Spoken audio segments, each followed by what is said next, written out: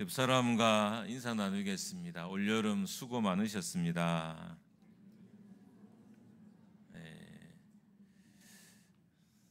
여름이 덜 끝난 것 같아서 목소리가 안 크신 거죠.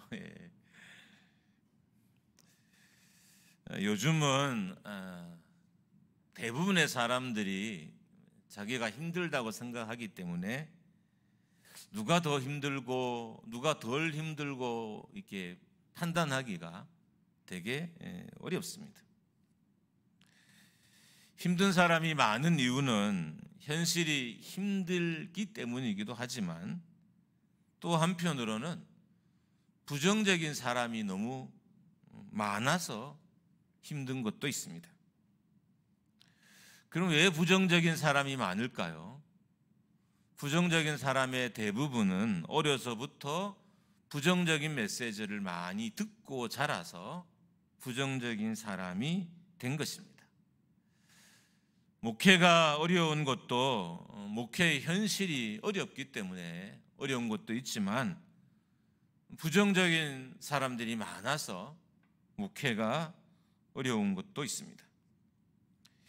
인생도 마찬가지입니다. 인생이 어렵지 않은 것은 아니지만 인생이 어려운 진짜 이유는 주변에 부정적인 사람이 많기 때문입니다. 나에게 부정적인 말을 하고 나에 대해서 부정적인 평가를 하는 사람이 많아서 인생이 어려운 겁니다.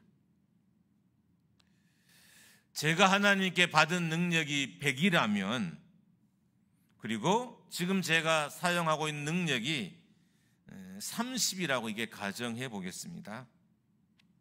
다른 문제도 있겠지만 제가 하나님께 받은 100이라는 능력치를 사용하지 못하고 겨우 30만 사용하면서 사는 것은 제가 자라면서 들은 부정적인 메시지 때문인 것입니다. 하나님이 저에게 100이라는 기회를 주셨는데 제가 30밖에 사용하지 못하고 산다고 한번 가정해 보십시오. 제가 100이라는 기회를 못 활용하고 30만 사용하는 것은 제가 자라면서 들은 부정적인 메시지 때문인 것입니다. 제가 자라면서 들은 부정적인 메시지가 능력도 발휘하지 못하게 만들고 기회도 활용하지 못하게 만든 겁니다. 그렇다면 제 주변의 사람들에게만 문제가 있는 걸까요? 저는 문제가 없는 사람일까요? 그렇지 않습니다. 사람들은 남 탓을 쉽게 합니다. 그래서 원인이 자신에게 있지 않고 남에게 있다고 생각해서 남을 탓하고 남에게서 원인을 찾아요. 그런데 같이 부정적인 메시지를 듣고 자랐음에도 불구하고 영향을 많이 받은 사람이 있고 영향을 적게 받은 사람이 있어요. 같은 부정적인 사회에 살았는데도 긍정적인 사람이 있고 부정적인 사람이 있어요. 정말 분위기가 최악인 직장에 같이 다녔는데도 한 사람은 되게 부정적인데 한 사람은 되게 긍정적인 경우도 있어요. 한 배에 같이 태어나서 같은 날 태어나도 한 사람은 긍정적이고 한 사람은 부정적일 수 있습니다. 영향을 받지 않은 건 아니지만 덜 받은 거죠. 그러면 어떤 사람이 부정적인 영향을 덜 받을까요? 아무리 다른 사람이 자기에게 부정적인 메시지를 줘도 자기 스스로에게 부정적인 메시지를 주지 않으면 부정적인 영향을 덜 받아요. 그러니까 사람이 나에게 부정적인 메시지를 매일 줘요. 그런데 내가 내 자신에 대해서 부정적인 메시지를 주지 않으면 부정적인 영향을 덜 받게 되는 거예요. 예를 들어서 누가 나에게 키 작은 것을 지적하고 놀림감으로 삼아요. 그러면 스스로에게 키가 작아도 괜찮아 라고 말할 수 있는 사람은 이 부정적인 영향을 덜 받는다는 거예요. 눈이 너무 작아서 사람들이 놀려요. 그런데 스스로에게 눈이 작아도 괜찮아 라고 말할 수 있는 사람이 부정적인 영향력을 덜 받는다는 거예요. 너무 가난하고 힘든데 가난을 사람들이 비웃는 것 같아요. 그런데 자기 자신에게 가난해도 문제없어 라고 말할 수 있는 사람이 부정적인 영향을 덜 받는다는 겁니다. 살이 많이 쪄서 뚱뚱해요. 그 사람들이 뚱뚱하다가 놀려요. 근데 스스로에게 뚱뚱해도 괜찮아 라고 말할 수 있으면 부정적인 영향을 덜 받습니다. 제가 이렇게 맷집이 되게 좋잖아요. 여러분 0.1톤에서 좀 모자라요. 생각보다 많이 나갑니다. 제가 통뼈라서. 당연히 주변에 사람들이 제 신체를 가지고 이렇게 말할 때도 있죠. 저희 가족도 그렇고. 저는 항상 그러면 말합니다. 이게 살이 아니고 근육이라고. 그래서 별로 누가 저에게 뚱뚱하다고 놀려도 큰 영향력을 받지는 않아요. 사람이 자기에게 긍정적인 메시지만 줄 수만 있으면 이 부정적인 메시지의 영향력을 좀 덜 받을 수 있습니다. 자기 자신에게 긍정적인 메시지를 말할 수 있는 사람은 다른 사람이 아무리 부정적인 메시지를 말해도 영향을 덜 받는다는 거예요. 자신이 들은 부정적인 메시지로 인해서 콤플렉스에 빠지게 되면 부정적인 사람이 되는 거예요. 자기의 단점이나 약점을 콤플렉스라고 생각하지 않으면 부정적인 사람이 되지 않습니다. 그런데 문제는 여러분과 저는 스스로에게 긍정적인 메시지를 주는 훈련을 못 받았어요.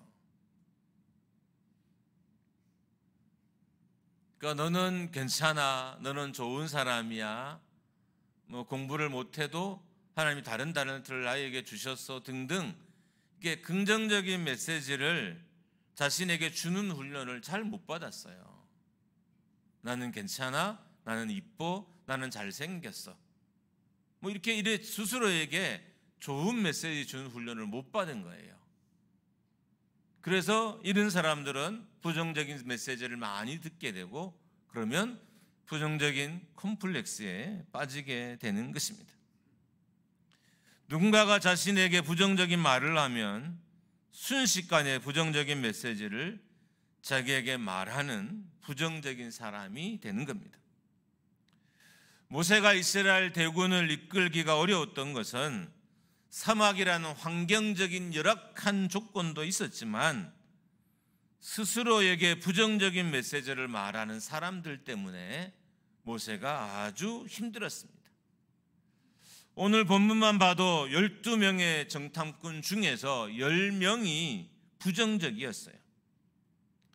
10명이 우리가 익히 잘 알고 있는 메뚜기 콤플렉스에 빠져 있었습니다. 정탐꾼 대부분이 부정적인 거예요. 12명이었는데 10명이 부정적이었어요. 그러면 왜 이토록 이스라엘 백성들은 부정적이었을까? 그러니까 유추를 해보면 400년 동안 애굽에서 종으로 노예로 살면서 스스로에게 부정적인 메시지를 수없이 전달했을 가능성이 높아요. 나는 노예야, 나는 종이야, 노력해도 이 신분에서 벗어날 수 없어. 이와 같은 비슷한 메시지를 400년 동안 부모가 갖고 또 그 부모는 자녀에게 말하고 막 이랬을 가능성이 아주 높습니다. 400년의 노예 생활이 콤플렉스를 갖게 한 것입니다. 그래서 조금만 부정적인 상황을 만나면 부정적인 말을 하는 것으로 추측할 수 있어요. 그러니까 콤플렉스가 생겼어요. 그래서 누군가 조금만 부정적인 말을 하면 스스로 부정적인 사람이 되는 거예요. 너의 삶이 조금만 어려워지면 자신에게 부정적인 메시지를 전했고 조금만 힘들어도 주변 사람들에게 부정적인 메시지를 표출하며 살았던 거예요. 이게 쌓여왔기 때문에 모세가 이스라엘 백성들을 이끌기가 너무 어려웠던 겁니다.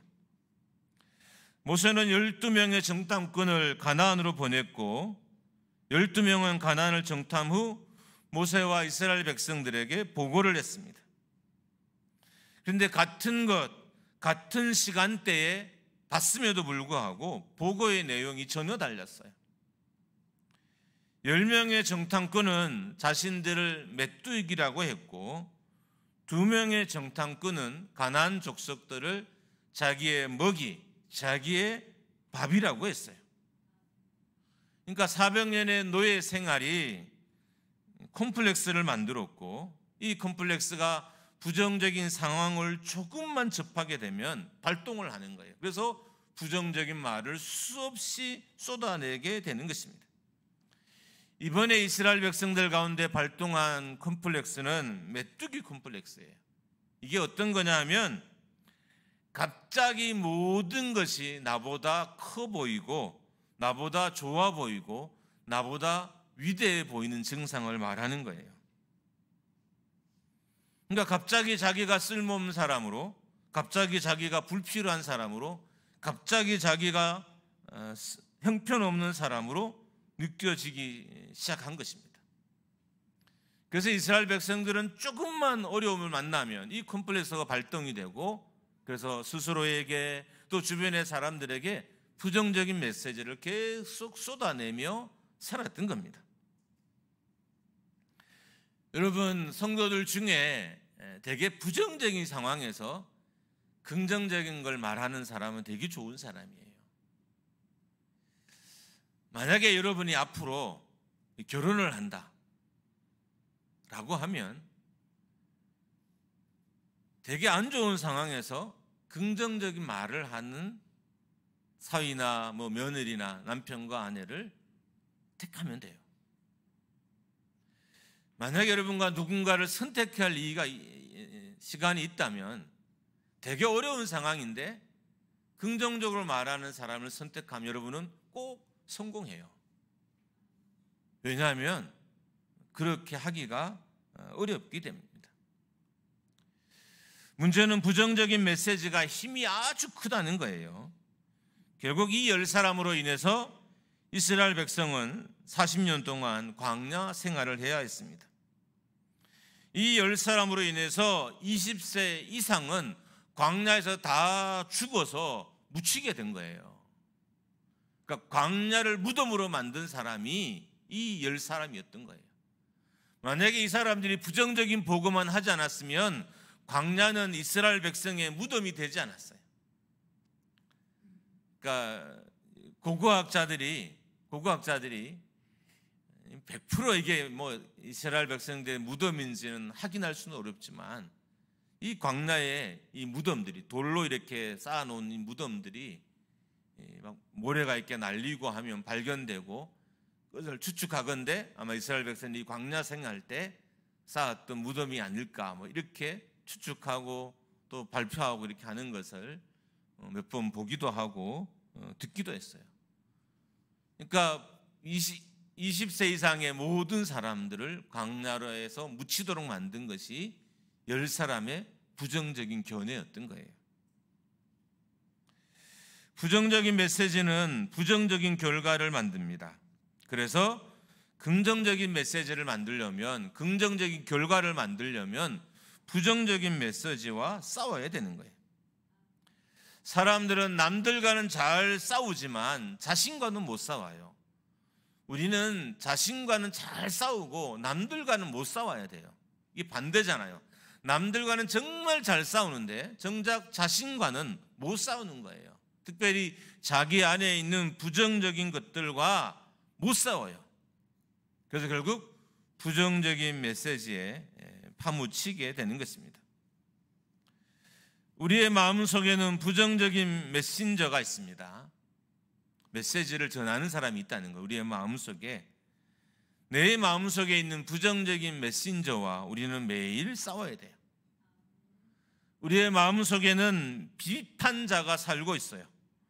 모든 것을 부정적으로 말하게 하고 콤플렉스에 빠지게 하는 비판자가 내 마음속에 있습니다. 이 비판자가 나에게 전하는 부정적인 메시지를 차단해야 돼요. 우리의 마음속에는 삶의 비관자가 살고 있습니다. 모든 것을 비관하게 하는 삶의 비관자가 우리의 마음에 살고 있어요. 그 비관자가 나를 향해서 말하지 못하도록 만들어야 됩니다. 10명의 정탐꾼은 마음속에 있는 비판자를, 그리고 비관자를, 부정적인 메신저를 이겨내지 못했던 거예요.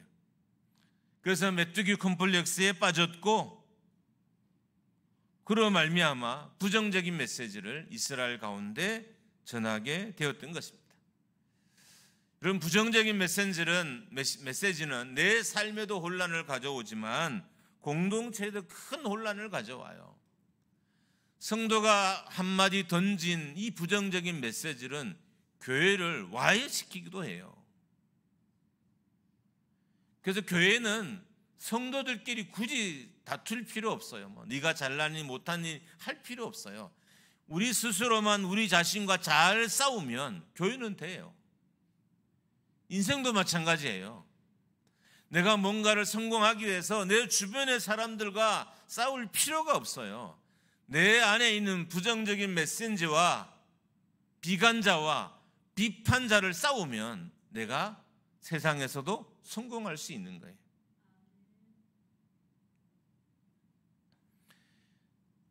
부정적인 메시지로 인해서 이스라엘 공동체는 큰 혼란에 빠지게 됩니다. 혼란에 빠진 게 아니라 위기에 빠진 거죠. 20세 이상 이스라엘 모든 백성들이 광야에서 다 죽은 것은 부정적인 메시지와의 싸움에서 졌기 때문입니다. 우리가 처한 상황과 형편이 우리의 과거의 부정적인 경험을 만나 매일 수없이 많은 부정적인 메시지를 우리에게 전하고 있습니다. 부정적인 메시지와 전쟁에도 져서 그래서 부정적인 삶을 살게 됩니다. 부정적인 말을 하고 부정적인 평가를 하고 부정적인 감정에 빠지고 부정적인 삶을 살게 되는 것입니다. 10명의 정탐꾼은 자신들이 메뚜기 콤플렉스에 빠질 것이 아니라 자신을 향해서 그들은 우리의 밥이다, 그들은 우리의 먹이라는 메시지를 보낼 수 있어야 했습니다.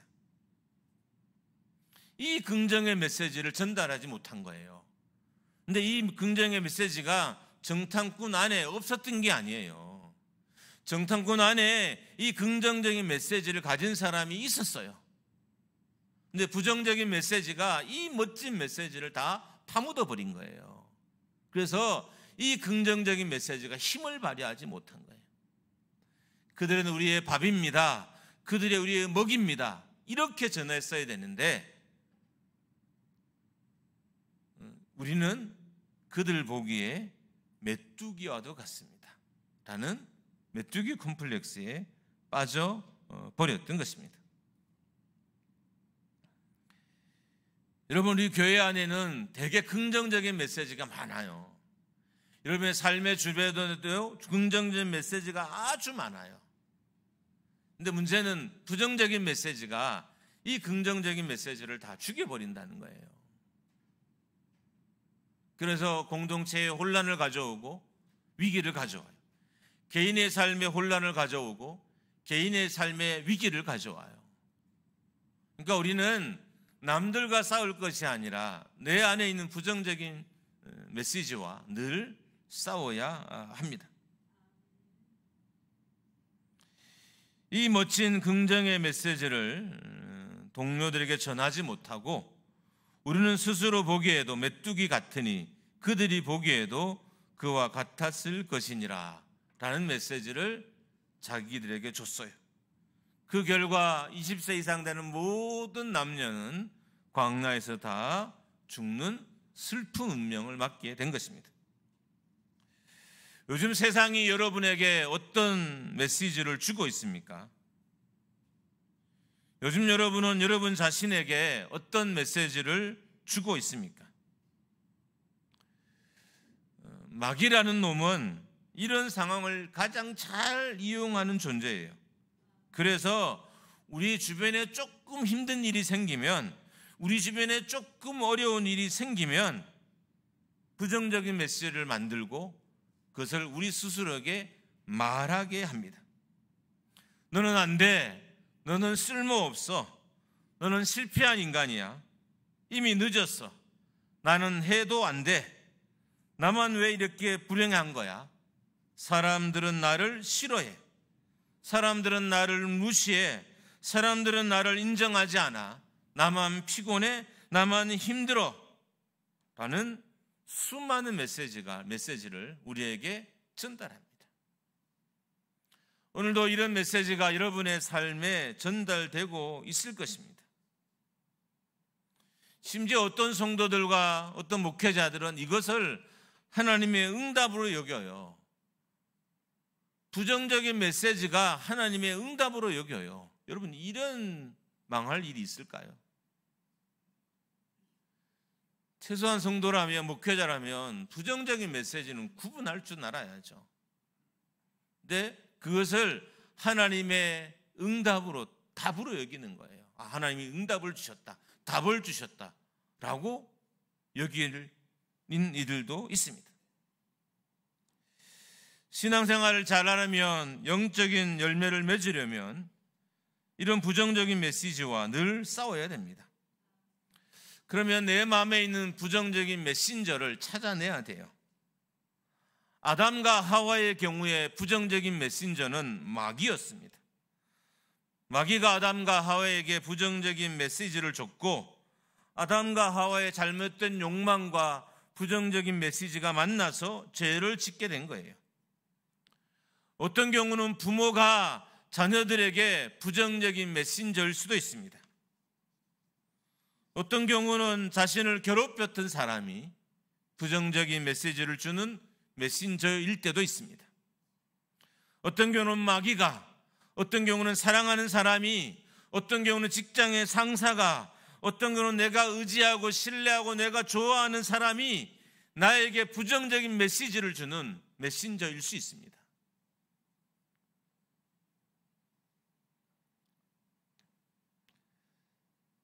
하나님의 말씀이 창조의 능력을 가졌다면 부정적인 메시지는 파괴의 능력을 가졌습니다. 두 번째로 부정적인 메시지를 이겨낼 하나님의 메시지를 들어야 됩니다. 내 안에 누가 부정적인 메시지를 말하는 메신저인지 찾아내기도 하고, 그리고 그 메신저의 부정적인 메시지를 우리가 차단하기도 해야 돼요. 또 한편으로는 이 부정적인 메시지를 이겨낼 하나님의 메시지를 들어야 됩니다. 하나님의 말씀은 능력이 있기 때문에 그 어떤 말도 다 이겨낼 힘이 있는 거예요. 성도들이 부정적인 메시지를 이겨내지 못하는 것은 그들에게 그들이 만난 말씀이 없기 때문인 거예요. 우리는 매일 말씀을 만나고 매일 말씀 가운데 살고 매일 말씀 가운데 있어야 창조의 능력을 가진 이 말씀이 으로 인해서 우리가 회복되고 새로워질 수 있는 것입니다. 부정적인 메시지를 이기려면 말씀이 필요합니다. 아브라함이 들은 말씀이자 야곱이 들은 말씀이며 노아에게 하신 말씀이며 바울이 들은 말씀입니다.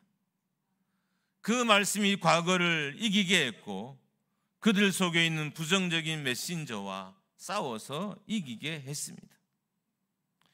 시편 107편 우리 20절입니다. 우리 표준세번역으로 한번 보도록 하겠습니다. 시작.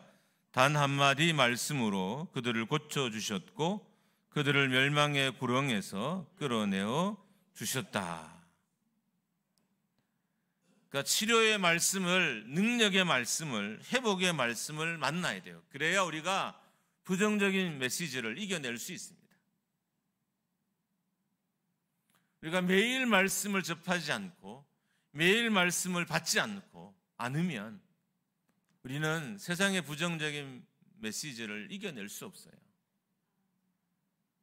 말씀이 강력하기 때문에 말씀을 만나야 부정적인 메시지를 우리가 이겨낼 수 있는 거예요.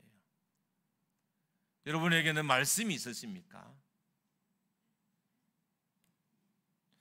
마지막으로 고린도후서 10장 4절입니다. 우리 같이 한번 읽습니다. 시작. 우리의 싸우는 병기는 육체에 속한 것이 아니요 오직 하나님 앞에서 경관진을 파하는 강력이라. 복음은 우리 앞에 있는 어떠한 경관진도 파괴하는 능력이라는 거예요.